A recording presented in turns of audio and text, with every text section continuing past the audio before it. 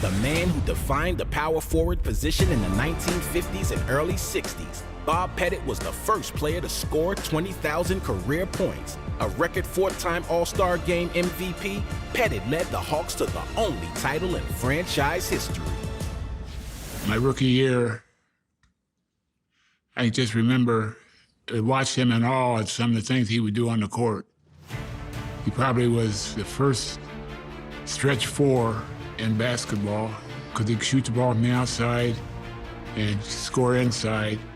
But what made him so effective was he was a fierce competitor, and he rebounded the ball, and he gave up so much on the court that he made other players better. But you could always rely on him to come through in the clutch when you needed to. What was so great about him, and I didn't begin to appreciate it until he had retired. When I looked back and I thought about him, I said, this man was the perfect kind of player. He knew what he could do. He only did what he could do. He was very focused on his game. His game was rebounding, pass the ball to a guard, get up court and get in position to take advantage of people and score in the pivot or facing the basket, etc. He knew that he was not a great dribbler. He knew that he was not truly an outstanding ball handler. But what was so great about him that made him really stand out, he didn't try those things. He only did the things that he could do well, which created lots of problems for anyone playing against him. Used to call him Big Blue. Bob Pettit was, I would say, was one of the smartest forwards and one of the greatest forwards in the history of the game of basketball. Selby's jump shot rims the basket, but Pettit rebounds beautifully. And you know what he did? Every year, he averaged over 20 points a game and 17 rebounds a game, which is unheard of today. Bob Pettit, the thing I learned from him was that this guy came ready to play every night. He never made excuses for himself, you know. He came to play, and I knew that if I got him the ball in certain areas, he was going to be very effective. Probably as fierce a competitor as ever played. Knew what he was doing. As great as he was always better under pressure. He was a great player all the time, but under pressure. In '58, when they won the championship. The St. Louis Hawks have made their mark in basketball history with their first and only NBA championship. I think he got 19 of their last 21 points in a 2-point ball game. Now that's pretty good. Bob Pettit is the primary reason that the city of St. Louis, Missouri has an NBA championship when the Hawks won it in 1958.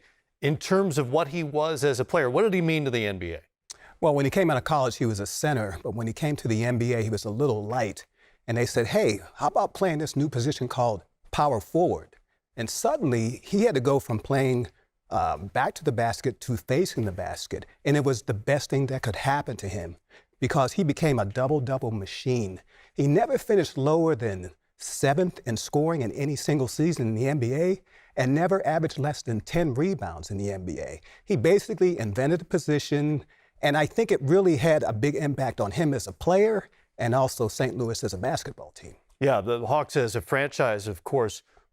In terms of power forwards, historically, it's hard to compare different eras, but where does he stack up against some of the power forwards historically? Well, because he was such a machine, rebounds, scoring, he has to be really right there at the top. When he retired, he was the NBA's all-time leading scorer. That says a lot for that position because usually at that position, they didn't shoot the ball much, but he was so consistent, not only shooting the ball from the outside, but getting to the rim, getting rebounds. You got to put him in the top 5, top 6 in terms of the context of power forward. You know, that position has sort of evolved a little bit, but the way he played it was classic. He was in the league 11 years, an all-star each of those 11 seasons. In today's basketball, the young player starts, you know, I watch my grandchildren. They start playing at 4 and 5 years old. They have coaching. And it's absolutely amazing by the time there's some of them that are really good ones out of finish high school, they're able to go into the NBA. Not a great number, but certainly more than, and in my day, we had nothing. I never played basketball until I was till like a junior in high school. I had no coaching, I had no summer leagues. all I learned was my parents put up a backboard in the backyard and with a hoop, and I practiced at night with a lamp in the window in my back bedroom, shooting baskets hour after hour. I just learned trial and error, repeated and repeated and repeated, and finally I learned something. So I was able to play pretty well in high school and went on to LSU and did well at LSU and then went on into the NBA.